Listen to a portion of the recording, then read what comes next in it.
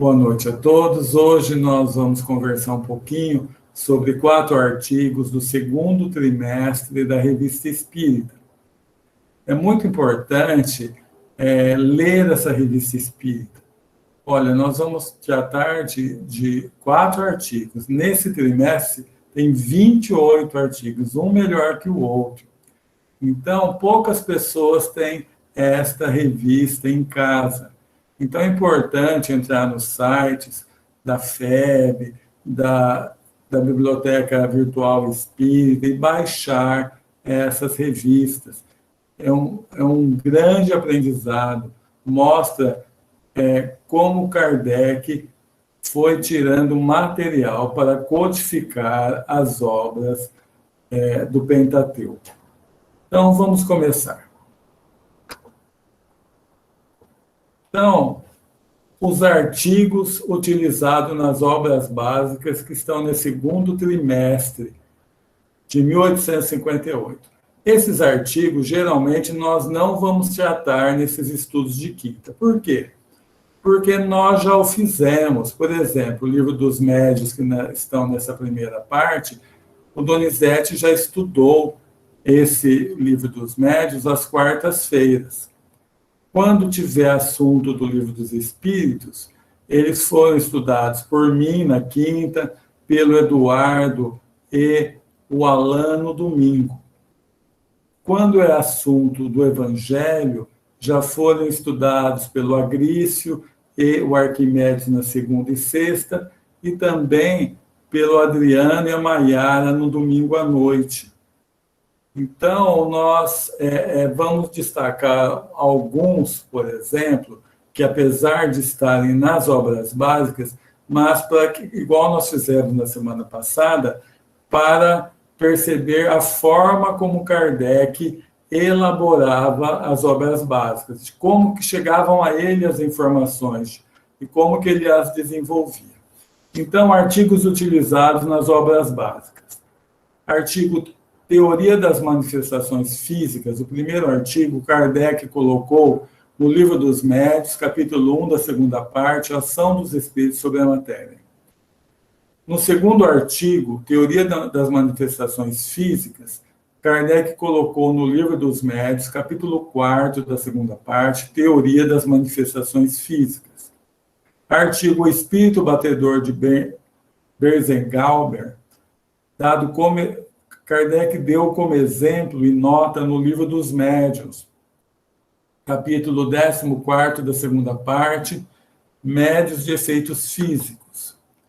O artigo Problemas Morais dirigidos a São Luís, Kardec colocou no Livro dos Espíritos questões 899 e 901, que nós já tratamos, foi aquela nova edição do Livro dos Espíritos feito em 1860, onde Kardec ampliou de 501 para 1019 as perguntas. O quinto artigo, um suicida, nós estudamos aqui, né? Quando a gente estava vendo o capítulo do suicídio do livro O Céu e o Inferno, o suicida da Samaritana, nós estudamos aqui. E o sexto artigo, as metades eternas, questões colocadas para São Luís, foi colocado no Livro dos Espíritos, questões 298 a 303, mas nós vamos tratar desse artigo, porque ele mostra bem como a Revista Espírita foi importante para Kardec na elaboração das obras básicas. O primeiro artigo que nós vamos tratar hoje foi da criação da Sociedade Parisiense de Estudos Espíritas, o primeiro centro espírita existente. Então, é colocado que esse artigo foi colocado por Kardec, que é autorizado por decreto do senhor prefeito de polícia sobre a vida de sua excelência, senhor ministro do Interior da Segurança Geral, em data de 13 de abril de 1858. Foi autorizado o funcionamento da Sociedade Parisiense de Estudos Espíritas. Então, Kardec coloca o seguinte: a extensão, por assim dizer, universal que toma cada dia as crenças espíritas fazem desejar vivamente a criação de um centro regular de observações. Essa lacuna vem de ser preenchida. Eu achei assim, bastante interessante Kardec colocar essa expressão centro, porque eu sempre tive essa dúvida, por que as casas espíritas se chamam centro? Então, eu até procurei agora para fazer esse estudo, coloquei isso na internet, não achei nada. Mas é importante que pode ser que foi tirado dessa comunicação do Kardec, porque todas as casas espíritas se chamam centro, não, mas a grande maioria sim. Mas nós temos em Marília, por exemplo, o nosso próprio Jesus de Nazaré chama Grupo Espírita, tem o NEAP, Núcleo, tem o João de Camargo, União. Mas mesmo no nosso Grupo Espírita Jesus de Nazaré, ninguém fala assim, você foi no grupo ontem, ninguém fala isso. Você foi no núcleo ontem, ou na União ontem, não. O que nós falamos? Você foi no centro ontem. Então, o centro ficou o sinônimo de uma casa de oração espírita, né? Então, é importante de uma casa espírita. Então, talvez, eu procurei, não achei, essa expressão tenha saído dessa reportagem da Sociedade, da Revista Espírita. Reportagem não, desse artigo. A sociedade da qual estamos felizes de anunciar a formação, falou Kardec, composta exclusivamente de pessoas sérias, isentas de prevenção e animadas do desejo sincero de se esclarecerem. Contou desde o início entre seus partidários homens eminentes pelo saber e posição social. Ela está chamada, disso estamos convencidos, a prestar incontáveis serviços para a constatação da verdade. Seu regulamento orgânico lhe assegura homogeneidade, sem a qual não há vitalidade possível. Está baseada na experiência de homens e de coisas, e sobre o conhecimento de condições necessárias às observações que fazem objeto de suas pesquisas. Os estrangeiros que se interessam pela doutrina espírita encontrarão, assim, vindo a Paris, um centro, ele torna a repetir a palavra, onde poderão se dirigir para se informarem e onde poderão comunicar suas próprias observações. Então, é muito importante esse artigo que mostra a criação da Sociedade Parisiense de Estudos Espíritas, que durante toda a missão de Kardec foi muito importante, tanto para a divulgação, quanto para as pesquisas, quanto para as reuniões mediúnicas, onde eram obtidas comunicações instrutivas. Então, foi muito importante essa criação, que teve diversas sedes. Agora nós vamos começar a conversar um artigo chamado As Metades Eternas. E é importante esse artigo para nós percebermos o seguinte, que eu tenho ressaltado isso nas outras semanas. Os espíritos não davam quase nada de mão beijada para Kardec. Exigia dele o raciocínio, exigia dele o bom senso, exigia dele a pesquisa. Logicamente, vocês podem falar assim, Edson, mas uma situação que nem você vai passar agora nesse artigo, será que foi por acaso ou os espíritos já intuíram a pessoa a escrever uma carta, que nós vamos ver, e baseado nisso, desenvolver o artigo? Pode ser, porque não existe acaso no universo. Mas Kardec pega uma situação que é mandada para ele na Revista Espírita e desenvolve a teoria das metades eternas, que talvez não estivesse na cabeça dele de início, tanto que não saiu na primeira edição do Livro dos Espíritos, das 501 perguntas, esse assunto das metades eternas. Então, vamos ver o que Kardec colocou. Ele falou assim, extraímos a passagem seguinte de uma carta de um de nossos assinantes. Vocês lembram da primeira vez que nós conversamos, que Kardec incentivou as pessoas a mandarem correspondência relatando fenômenos que eles pudessem ter conhecimento. Então, esse que mandou a carta escreveu o seguinte: perdi há alguns anos uma esposa boa e virtuosa, e apesar dos 6 filhos que deixou, encontrava-me num isolamento completo quando ouvi falar das manifestações espíritas. Aprendi nas comunicações que obtivemos que a verdadeira vida não é sobre a terra, mas no mundo dos espíritos, que a minha Clemence ali se encontrava feliz e trabalhava pela felicidade daqueles que havia sido conhecido no mundo. Disse uma noite para minha Clemence: minha cara amiga, por que, apesar de todo o nosso amor, nos ocorria de nem sempre ver a mesma coisa nas diferentes circunstâncias de nossa vida em comum? E por que estávamos forçados a nos fazer concessões mútuas para vivermos em boa harmonia? Então, ele está perguntando assim, nós nos amávamos, mas tinha muitas coisas que nós não concordávamos, até coisas do jeito de ser. Então, nós tínhamos que fazer concessões. Por que isso acontecia?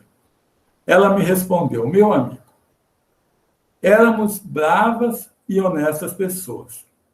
Vivemos o melhor possível sobre essa terra de provas, mas não éramos nossas metades eternas. Essas uniões são raras sobre a terra.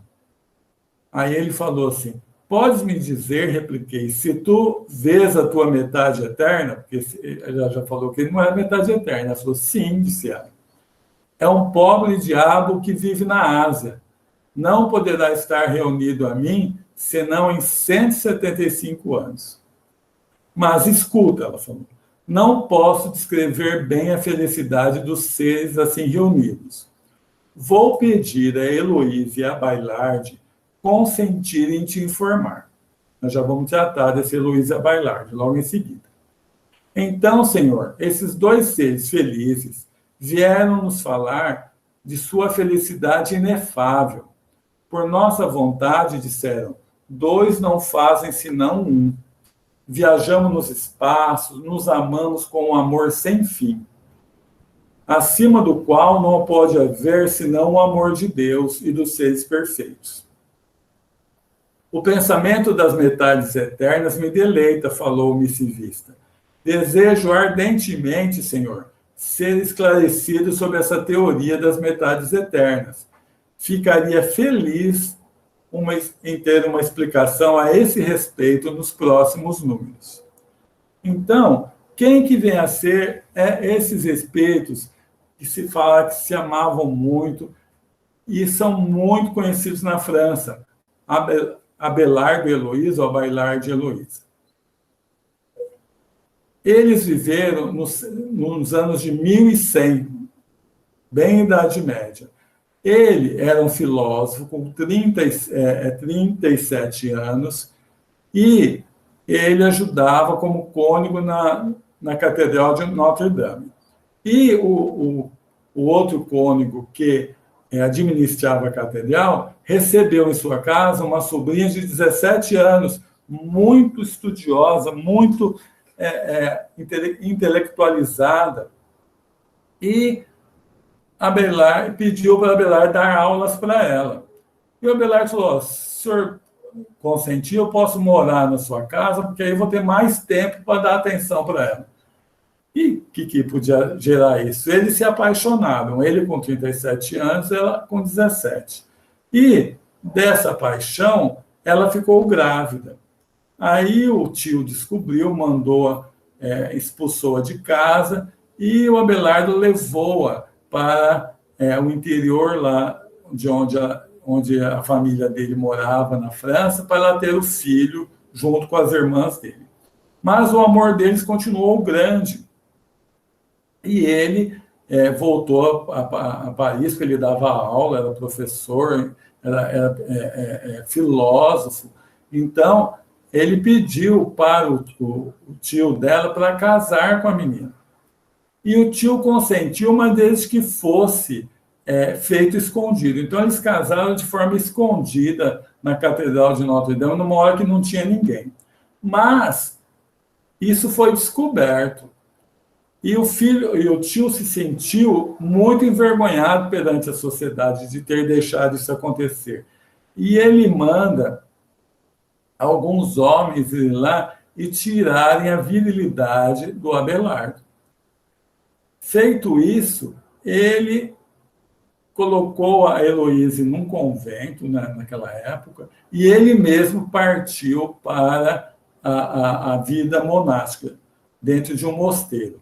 Nunca mais se falaram, mas eles escreviam cartas que até hoje são muito conhecidas e formaram livros, né? Se entrar, por exemplo, na internet, na Amazon, tem o livro Abelardo e Heloísa. Então, foi um desses amores trágicos muito conhecidos na França. Ele morreu e ele tinha sido quase que expulso da igreja, porque ele tinha umas visões muito modernas sobre a igreja. Depois que ele morreu, ela conseguiu, ela era muito intelectualizada, muito inteligente, ela conseguiu provar a inocência dele, conseguiu trazer o corpo dele de onde ele morreu, que não era ali em Paris, para ser enterrado em Paris. E ele morreu com 63 anos, e ela morreu também com 63, mais 20 anos depois. Nunca mais se falaram depois que aconteceu o fato tão trágico com ele, mas continuaram se amando através das cartas. Por isso que a mulher a pessoa que mandou a carta, citou esse casal que é muito famoso na França. Então, Kardec o que fez? Evocou Abelardo e Heloísa, espíritos que já tinham dado essa comunicação lá para a pessoa que mandou a carta. Então, ele evocou e interrogou sobre esse ponto. E eles deram as seguintes respostas. As almas, perguntou Kardec, foram criadas duplas? Eles falaram, se tivessem sido criadas duplas, as simples seriam imperfeitas. É possível que duas almas possam se reunir na eternidade e formar um todo? Eles responderam, não. Tu e Heloísa formais desde a origem duas almas bem distintas? Sim. Formais ainda neste momento duas almas distintas? Sim, mas sempre unidas. Todas as almas, Kardec perguntou, estão destinadas a se unirem um dia com outra alma? Ele falou assim, o Abelardo, não, cada espírito tem uma tendência a procurar um outro espírito que lhe chega conforme. Chamas isso de simpatia. Então, Kardec coloca, tanto para satisfazer o desejo do nosso assinante, como para nossa própria instrução, dirigimos as questões seguintes ao Espírito de São Luís, que vêm a ser as questões 298 até 303A do Livro dos Espíritos. E nós colocamos aqui a questão 298. As almas que devem se unir estão predestinadas a essa união desde a sua origem, e cada um de nós tem alguma parte do universo, a sua metade, a qual algum dia se unirá fatalmente? São Luís responde, não. Não existe união particular e fatal entre duas almas. A união existe entre os espíritos, mas em graus diferentes, segundo a ordem que ocupam, a perfeição que adquirem. Quantos mais perfeitos, mais unidos. Da discórdia nascem todos os males humanos, da concórdia a felicidade completa. Então, não existe essa questão de alma gêmea, que um já está destinado a ser o complemento do outro espírito. O que o Abelardo e Heloísa colocaram na primeira comunicação e na segunda é o seguinte, alguns espíritos que se amam muito, eles reencarnam muitas vezes juntos. Então, esse amor vai só aumentando. Então, são aqueles casais que se dão muito bem, que têm uma facilidade muito grande de compreensão, que se gostam demais. Então, são casos mais raros, porque a maioria dos casamentos são casamentos onde os dois estão estão crescendo. Então, muitas vezes se amam, mas ainda não tem uma afinidade igual a esses que vêm há muito e muito tempo reencarnando juntos. Mas não são almas gêmeas. Pode acontecer de um evoluir muito, o outro ficar para trás e acabar esse amor. Algumas vezes isso não acontece também. Né? A gente viu no caso, não sei se da Alcione do Renúncia foi bem isso, mas ela volta para a Terra para cuidar de um amor antigo dela que ficou para trás aqui. Então, é importante a gente saber que metades eternas, almas gêmeas, não existem, mas há muitos espíritos que se consorciam aqui na Terra, como encarnados, que há muito tempo se amam e vêm nascendo juntos. E isso dá uma condição bem melhor de harmonia. Mas é importante a gente perceber, olha, esse assunto é um assunto muitíssimo importante. E como ele chegou para Kardec através da Revista Espírita, numa comunicação que muitas vezes a gente podia achar até banal, mas Kardec, ele procurava tirar tudo que ele podia dessas comunicações. Ele respondia todas as cartas lá na frente, quando ele estava muitíssimo sobrecarregado, estava com a saúde bastante delicada já. O médico dele, que foi para o plano espiritual, orientou ele a escrever na Revista Espírita que, infelizmente, ele não poderia responder centenas de cartas que estavam atrasadas. Mas, do início, ele respondia a todos e dava a importância para cada uma que nós vemos aí nesse artigo das metades eternas.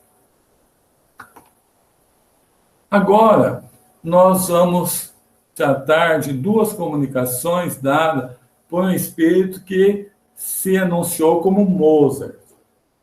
Então, Kardec começa falando o seguinte. É Kardec que fala.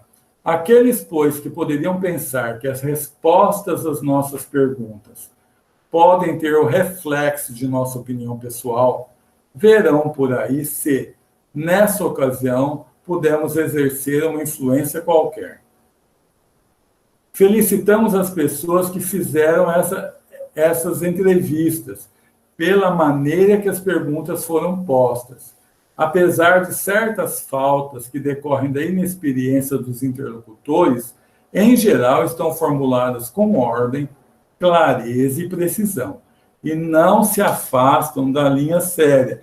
Então, ele recebeu duas comunicações de Mozart, mandado para um outro centro para ser colocado na Revista Espírita, e Kardec achou essa comunicação muito bem feita, as perguntas muito bem colocadas, e é uma coisa que Kardec sabia fazer muito bem. Nós temos destacado aqui nessas reuniões de quinta que a maior importância de saber perguntar do que saber responder. Então, saber perguntar é essencial. O que você está realmente querendo saber? Como você vai obter essa resposta? E Kardec viu nessas duas comunicações uma organização muito bem feita. Então, foram duas conversas. A primeira, eu vou colocar não toda ela na Revista Espírita, vocês podem vê-las completas. Quem entrevistou perguntou, evocou: em nome de Deus, o espírito de Mozart está aqui? Ele falou, sim. Por que antes Mozart do que outro espírito? Ele falou, foi a mim que evocastes, e eu vim. E ele começou a fazer perguntas da teoria espírita, né? O que é um médium? O espírito respondeu, o agente que une o meu espírito ao teu. Quais são as modificações, tanto fisiológicas quanto anímicas, que, sem o saber, o médium sofre quando entra em ação intermediária? O espírito responde o seguinte, seu corpo não sente nada. mas seu espírito, em parte desligado da matéria, está em comunicação com o meu e me une a vós. O que se passa nele neste momento? Nada para o corpo, mas uma parte do seu espírito é atraída para mim. Faço sua mão agir pelo poder que meu espírito exerce sobre ele. O médium poderia se pôr em relação com a alma de um vivo? E em que condições? Ele falou, facilmente. Seu vivente dorme. Nós já vimos, Donizete ter dado bastante isso no livro dos médiuns, né? Em uma reunião mediúnica, a maioria dos espíritos são espíritos desencarnados, mas, eventualmente, chega um espírito encarnado. E, nesse caso, tem que estar dormindo para ele poder afastar-se do corpo e dar comunicação na reunião mediúnica. A alma se encontra, depois da morte, desligada de todo elemento, de todo laço terrestre. O espírito fala assim, ó, de todo elemento, não. Ela tem ainda um fluido que lhe é próprio, que aure da atmosfera do seu planeta, e que representa a aparência da última encarnação. Os laços terrestres não lhe são mais nada. Então, essas respostas são bem de acordo com o ensinamento espírita. Por isso que Kardec falou, olha, eu não sei quem espírito, com certeza o espírito que era, nem quem entrevistou, mas tem muita lógica nisso. Não leva nada com ela deste mundo? O espírito responde, nada senão a lembrança de suas boas ações, o arrependimento de suas faltas e o desejo de ir para um mundo melhor. Ela abarca de um golpe de vista retrospectivo o conjunto de sua vida passada? Sim, para servir a sua vida futura, ou seja, no momento da morte, os espíritos têm quase que um filme passando pela sua mente de todos os lances da sua vida que ele que está acabando de sair. Ele entreviu o objetivo da vida terrestre, a significação, o sentido dessa vida, assim como o curso que lhe fornecemos com respeito à vida futura. Ele falou, sim, ela compreende a necessidade de depuração para chegar ao infinito. Quer se purificar para alcançar mundos bem-aventurados.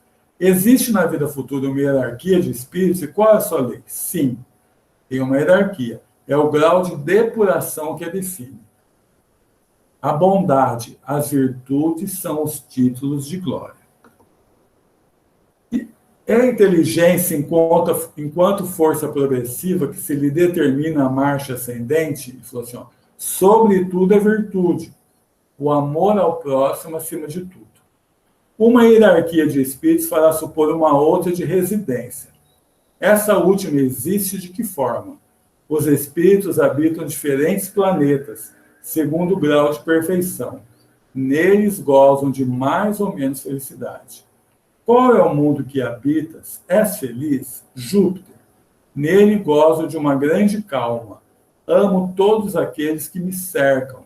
Não temos mais ódio, que bate com aquela comunicação que nós colocamos há 2 semanas, né?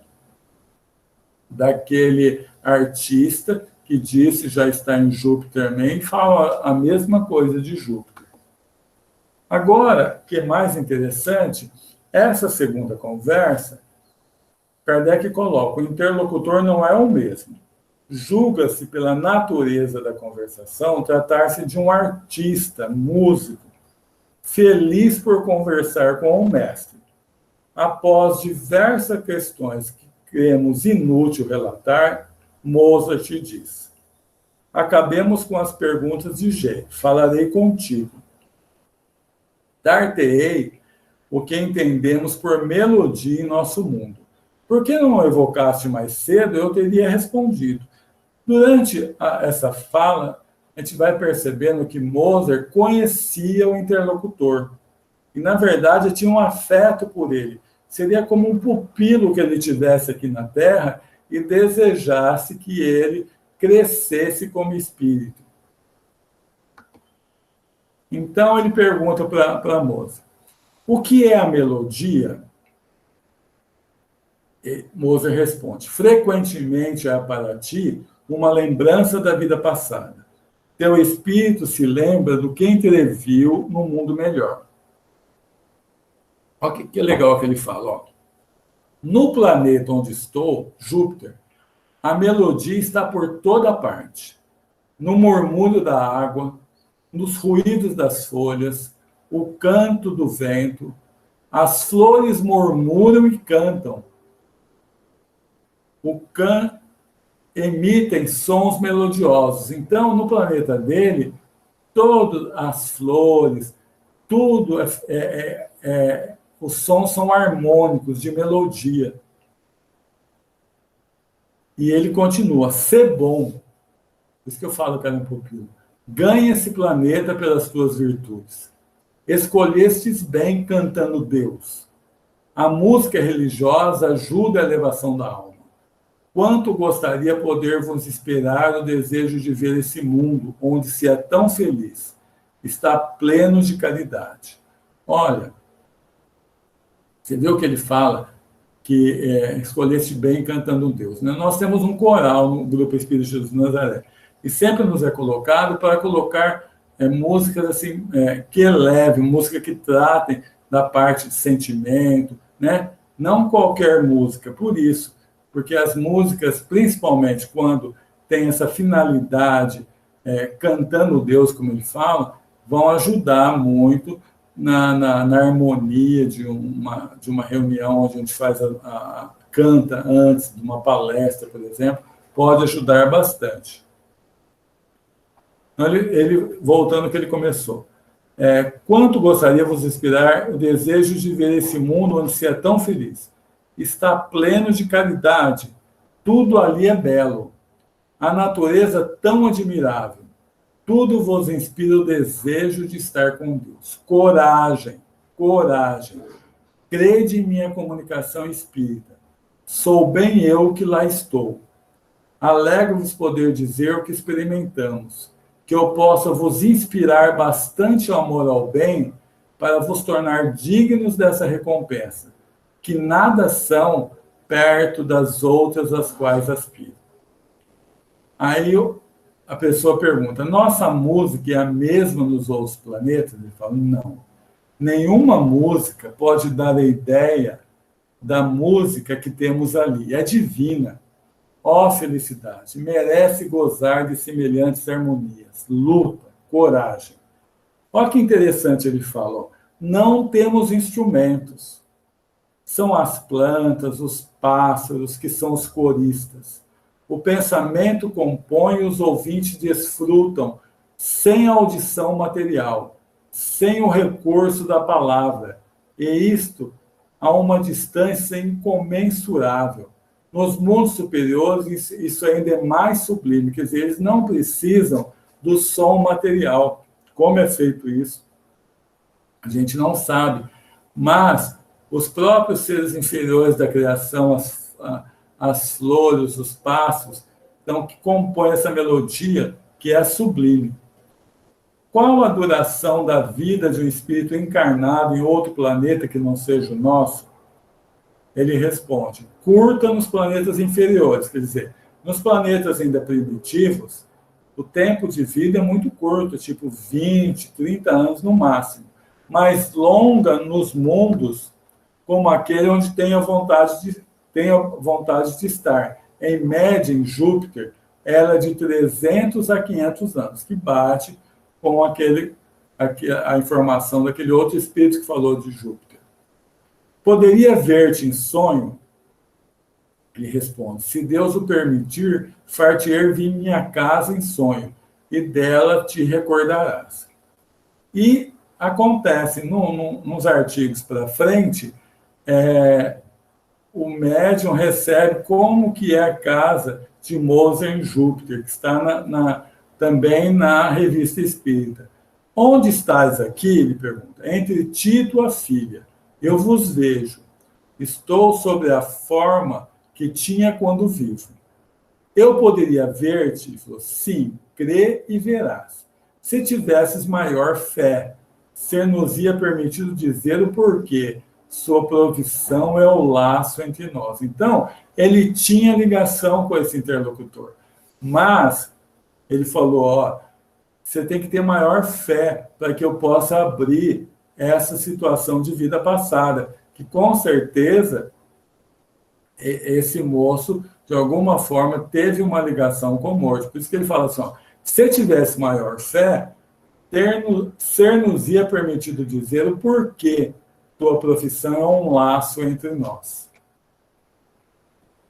Então, é muito importante a gente perceber, Kardec, no começo desse artigo, ele não falou, foi Mozart mesmo, né? Igual do outro que falou, ele falou assim, olha, nós temos que analisar. As coisas que esse espírito fala batem com o que outros falaram. Tem lógica. Então, nos leva a acreditar nisso. Mas certeza mesmo, ele não podia falar, porque não tinha como comprovar esses fatos. E agora, nós vamos passar por um artigo chamado Período Psicológico. Então, começa de uma carta que um leitor mandou para Kardec. Então, se bem que as manifestações espíritas hajam ocorrido em todas as épocas, é incontestável que se produzem hoje de um modo excepcional. Os espíritos interrogados sobre esses fatos foram unânimes na sua resposta. Os tempos, disseram eles, marcados pela providência para uma manifestação universal, são chegados. Estão encarregados de dissiparem as trevas da ignorância e os preconceitos. É uma nova era que começa a preparar a regeneração da humanidade. Esse pensamento se encontra desenvolvido de um modo notável e da qual estaremos a passar o seguinte. Então, aquela explicação foi dada por Kardec, mas uma das pessoas que tinham começado há pouco tempo na doutrina, que a doutrina tinha mais ou menos 1 ano nessa época, 1 ano, porque nós estamos tratando do segundo trimestre de 1858, ele mandou uma carta, a segunda que ele manda, a primeira Kardec publicou em janeiro de 1858. Então, ele escreveu assim, ó, cada coisa tem seu tempo. O período que vem de se escoar parece ter sido especialmente destinado pelo Todo-Poderoso ao progresso das ciências matemáticas e físicas, e provavelmente foi tendo em vista dispor aos homens de conhecimentos exatos que se terá oposto durante longo tempo a manifestações dos espíritos, como se essa manifestação devesse prejudicar o positivismo que pede o estudo da ciência. Quis, em uma palavra, nossos dias e se repetem por toda parte. Esperemos, pois, que o momento se aproxima, se ainda não chegou, no qual o Todo-Poderoso vai nos iniciar em novas e grandes e sublimes verdades. Cabe a nós compreendê-lo e secundá-lo na obra da criação. E ele continua essa carta afirmando o seguinte, que ele achava que a ciência não tinha mais o que desenvolver, porque a parte da geologia já tinha descoberto muita coisa, a física também, a química, mas Kardec muito sabe que era, já nessa segunda parte que eu nem coloquei, Kardec já mostra diferente. Então, Kardec começa a escrever. Essa carta do senhor Geórgios, do qual havíamos falado no nosso primeiro número, não podemos senão felicitá-lo pelos seus progressos na doutrina. Os conhecimentos elevados que desenvolve mostram que a compreende sob seu verdadeiro ponto de vista. Para ele, ela não se resume numa crença dos espíritos e nas suas manifestações.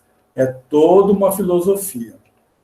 Admitimos, como ele, que entramos num período psicológico e achamos as razões que nos dá perfeitamente racionais, sem crer, no entanto, que o período científico tenha dito a sua última palavra.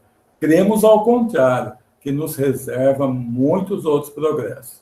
Então, esse período psicológico da manifestação dos espíritos que vieram trazer esse conhecimento novo, totalmente novo, no sentido de ciência, de ser estudado no mundo espiritual, ele sempre existiu bem lá atrás, mas era dado para os iniciados.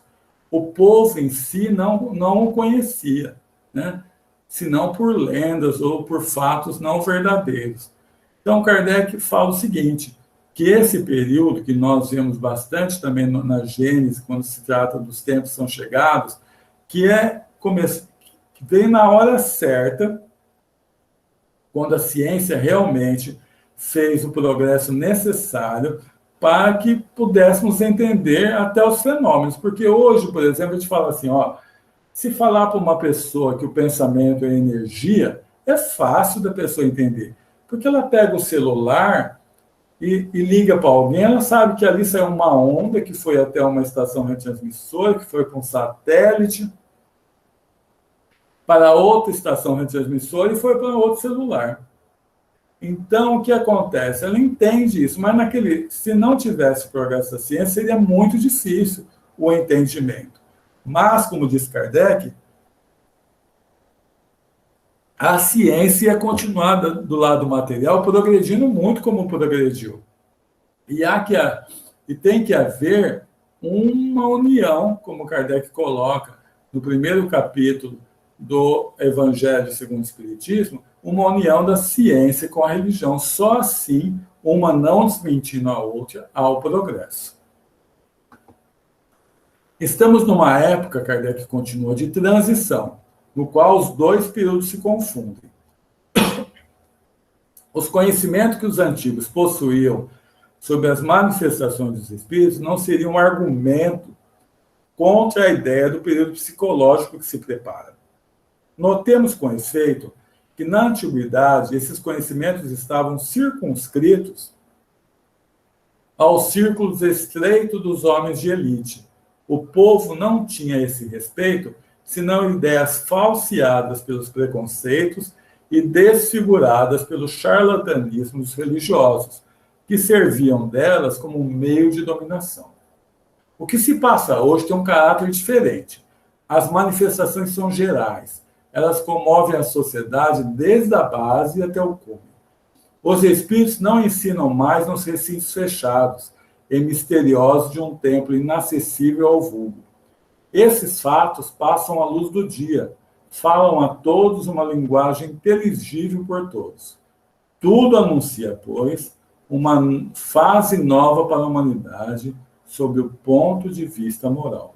Então, repetindo, como está lá na Gênesis, essa fase já, com ela, iniciou-se esse processo de transição da Terra de mundo de expiação e prova para mundo de regeneração. Então, esses novos conhecimentos do plano espiritual fazem parte dessa mudança, para dar o alicerce para essa mudança.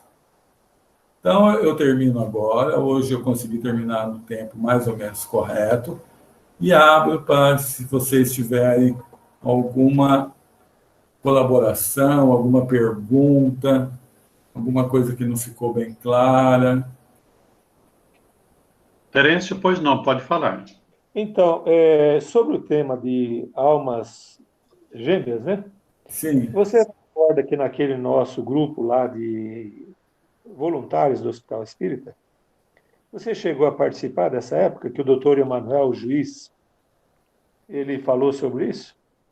Na verdade, eu inclusive dei um pitaco lá, depois eu saí do grupo.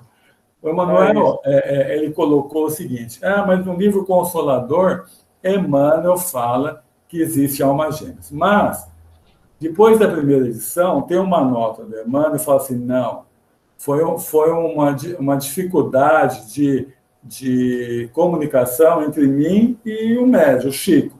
Não existe almas gêmeas, né? Fiquem com Kardec, ele deixou bem claro que... Então, o que está no Consolador foi uma... Ele fala que tem almas gêmeas, mas é nesse sentido de que nós colocamos de espíritos que vêm há muito tempo reencarnando juntos, se amam, né? Então, não é que se um se complementa ao outro, é que há muito tempo se encarnam juntos, então, por isso, são muito afins. Então, aqueles casamentos que são muito, quase não têm atritos. Tem aqueles atritos pequenos, mas o amor supera em tudo. Acho que o Donizete, eu vi acho que ele levantando, acho que ele deve estar procurando um livro para explicar. Eu fui procurar o Consolador, mas está meio escondido, eu não achei. Então, com relação... quando o livro foi publicado, existiam duas questões que a Federação Espírita Brasileira contestou. Uma delas era com relação a almas gêmeas.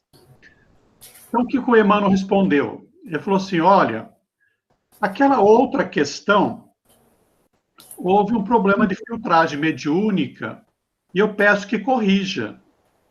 Mas, com relação a almas gêmeas, eu peço que permaneça como está a pergunta, embora a ressalva que a Federação Espírita Brasileira possa fazer.